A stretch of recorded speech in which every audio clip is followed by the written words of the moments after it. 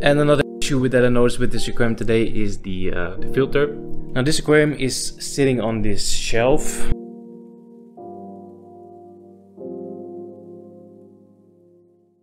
What's up everybody, welcome to another video. Hope you're doing well. So the lights in the aquarium just turned on and I noticed a few issues with the 20-liter cube right here. So the most obvious issue is of course the plant growth. This aquarium is becoming nicely overgrown. I didn't just notice that today. I've been putting off a trimming session for the past 2 weeks already. The issue that I'm talking about is the CO2. CO2 is not working.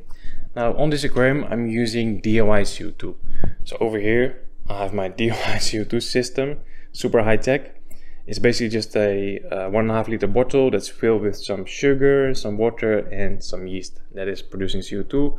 CO2 goes into this tube all the way to the diffuser. So these DIY CO2 bottles usually last about 6 or 7 weeks, depends a little bit on the temperature. So in summer they will last a bit shorter and in winter a bit longer. And you will notice that these bottles are basically almost at their end when there's just barely any CO2 coming out of the diffuser. So that's what I noticed in the past few days. So last night I swapped it for a fresh one. So this bottle right here is fresh. And basically that's the reason why there is no CO2 coming out just yet.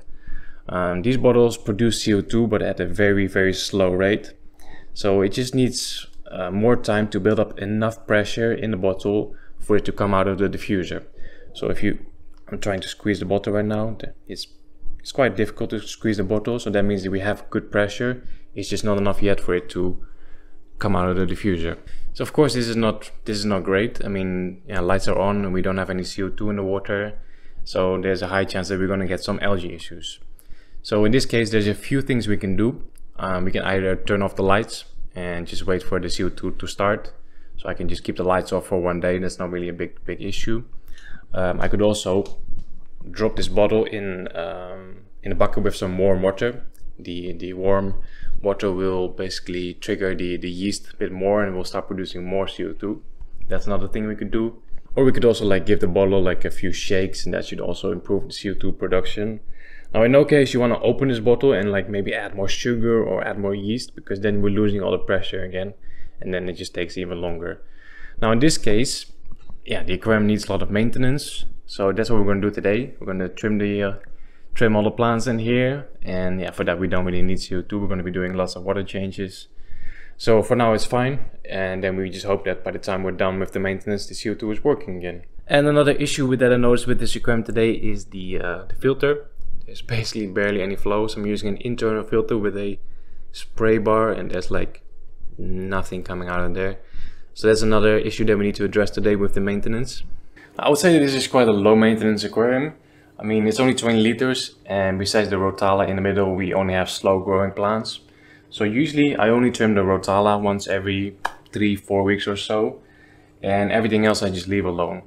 But once every 4 months, this one just needs a really heavy trimming session where we just cut everything. Oh, look at that, CO2 actually just started working. So we're all good there. But like I said, once every 4 months or so, this one just needs a really heavy trimming session. I mean, basically, right now it looks really good, right? But there is this fine line between looking really good and just becoming massively overgrown, where it just becomes a bit of a problem. I mean, if you look at the moss right here, it's already pushing against the front glass. Below that we have a lot of dirt collecting. Over here, the carpet is already starting to disattach from the substrate, so we might have to replant this. So that's a bit of an issue. And then of course the two moss pillars, trees, whatever you want to call them, they're also getting thicker and bigger, and the space in the middle where the rotala is growing is just becoming more narrow, so there's less space for the rotala. So we need to trim the moss, and that's just a lot of work.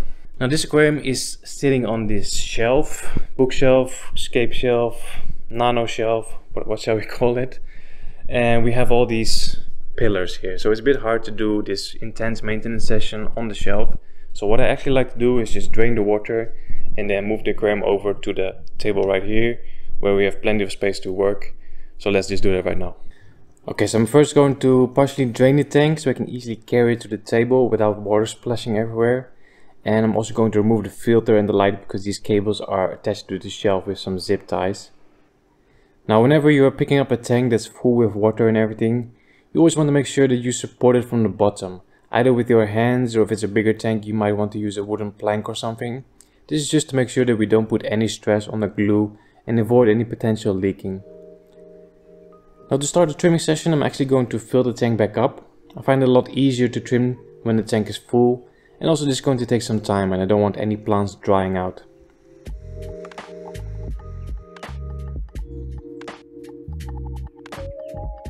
Okay, first job is to get these long stems out of the way. I'm going to save these and replant them later.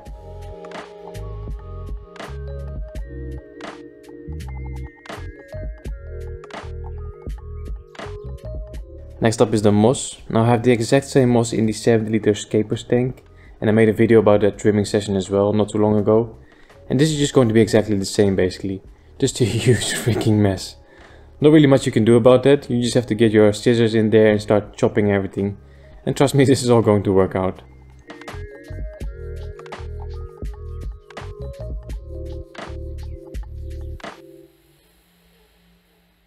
So after a few minutes it's already quite difficult to see what I'm doing here because of all the moss that's floating around. So when this happens, I just like to grab a net and just remove as much as possible. Always careful not to catch any shrimp.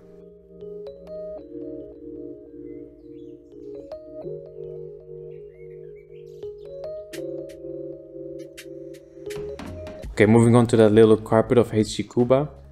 Instead of taking it out and replanting, I've decided to just trim it short, and whatever is left I will kind of push down to make sure it stays there. This way it should look quite good again in a week or two, and with replanting that will probably take a lot longer.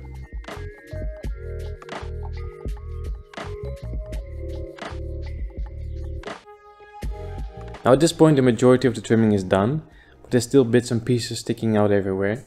So what I like to do now is swap the scissor for a tweezer.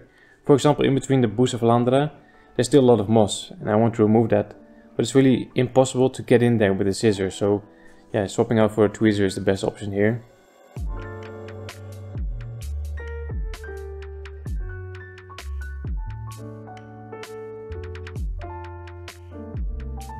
And the last thing that needs a bit of trimming is the crypts on either side of the cube. Not too much, just removing some of the longer leaves, and that's it. And before we bring the cube back to the shelf, let's quickly remove that dirty sponge from the filter and replace it with a new one.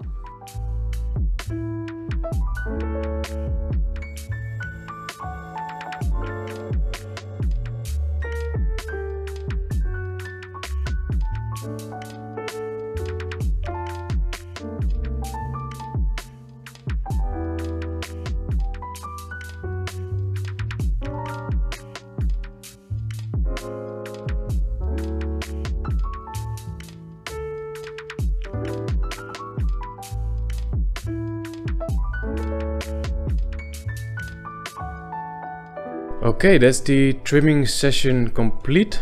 Pretty happy with the end result. Of course it looks a little bit bare right now, but that's always after a trimming session. So we basically just trimmed the moss, the stems and the carpet. Everything else we kind of left untouched. Now what I didn't tell you guys is that this layout is already more than 2 years old. I've scaped this tank in July 2019. So this is my oldest planted tank, oldest Aquascape. So I'm not sure how much longer we will be able to keep this one up and running. While I was trimming it, it does feel a little bit like, you know, it's at its end. I mean, the moss is just barely attached to the hardscape. It's very loose, and the hardscape, the pieces of wood are barely attached to the rocks beneath it. So it all feels a little bit shaky. So we might have to think about rescaping this one. We'll have to see how it grows back. I mean, I really love the layout, but it would also be nice to create something new again. So yeah, we'll have to think about that.